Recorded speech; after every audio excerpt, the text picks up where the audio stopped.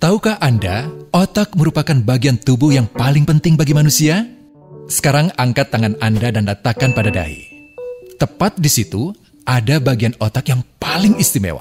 Bagian itu disebut prefrontal cortex atau disingkat PFC. Menurut peneliti otak Jordan Grafman, PFC ini hanya ada pada otak manusia, sehingga membedakan kita dengan binatang. Bagian ini diciptakan dan dirancang khusus oleh Tuhan supaya manusia mampu memilih dan memiliki etika. PFC berfungsi seperti pemimpin. Ia bertanggung jawab untuk berkonsentrasi, memahami benar dan salah, mengendalikan diri, menunda kepuasan, berpikir kritis, dan merencanakan masa depan. PFC adalah pusat pertimbangan dan pengambilan keputusan. PFC inilah yang membentuk kepribadian dan perilaku sosial. Sayangnya, PFC adalah bagian otak yang paling mudah mengalami kerusakan. Jika PFC rusak, maka kepribadian orang bisa berubah. Rusaknya PFC bisa disebabkan oleh benturan fisik, bisa juga oleh zat kimia, seperti narkotika, psikotropika, dan zat adiktif atau nafsa. Dan ternyata penyebab paling merusak juga pornografi, yang disebut narkolema, narkotika lewat mata. Bagaimana pornografi mempengaruhi otak dan pikiran kita? Adi, remaja 12 tahun, melihat gambar di TV yang menjurus ke porno. Awalnya, ia merasa kaget dan jijik. Ini karena sistem limbik di otak Adi menjadi aktif. Sistem limbik mengatur emosi juga keinginan makan, minum, dan berhubungan seksual. Sistem limbik ini kemudian mengaktifkan zat kimia otak bernama dopamin. Dopamin memberi rasa senang, penasaran, sekaligus kecanduan.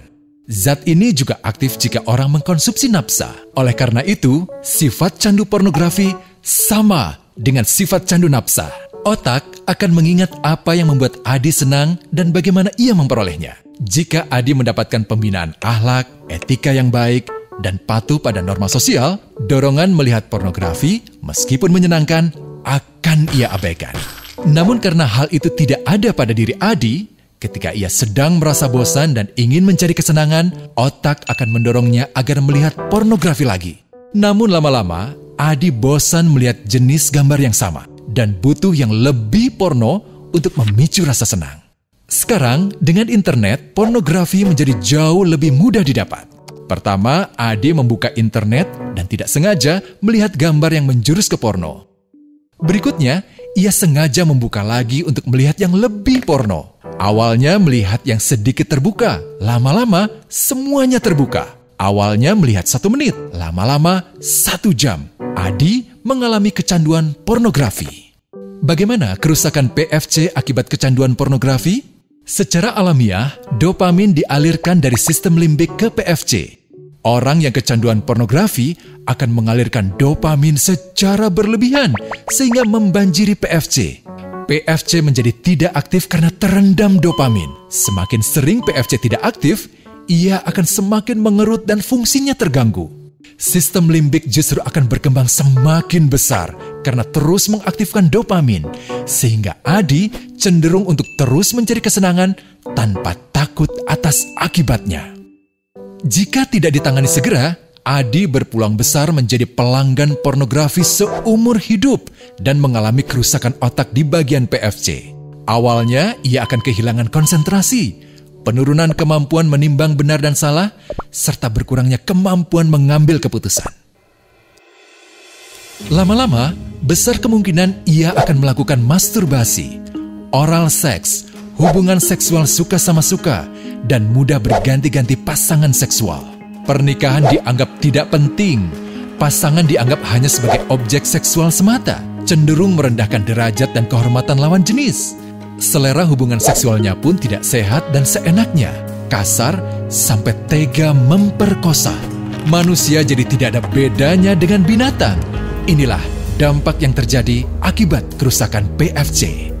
Ahli bedah otak Donald Hilton Jr. mengatakan, jika difoto menggunakan alat magnetic resonance imaging, otak yang rusak akibat pornografi memperlihatkan hasil yang sama dengan otak yang rusak karena kecelakaan. Ia juga mengatakan, berbeda dengan dampak nafsa yang merusak otak di 3 bagian, pecandu pornografi yang sudah melakukan hubungan seks dengan anak-anak mengalami kerusakan otak di 5 bagian. Terbukti, pornografi pada anak lebih bersifat merusak karena PFC belum matang dengan sempurna. Tapi untungnya, otak anak yang belum sempurna ini masih mudah dibentuk. Pengaruh pornografi bisa lebih mudah dihilangkan asal ada usaha untuk memulihkan dengan sabar, terutama oleh ayah ibu, keluarga, dan orang terdekat. Pelajari bagaimana mencegah dan menangani anak yang terkena pornografi. Mari lindungi generasi kita dari bencana pornografi dan kejahatan seksual.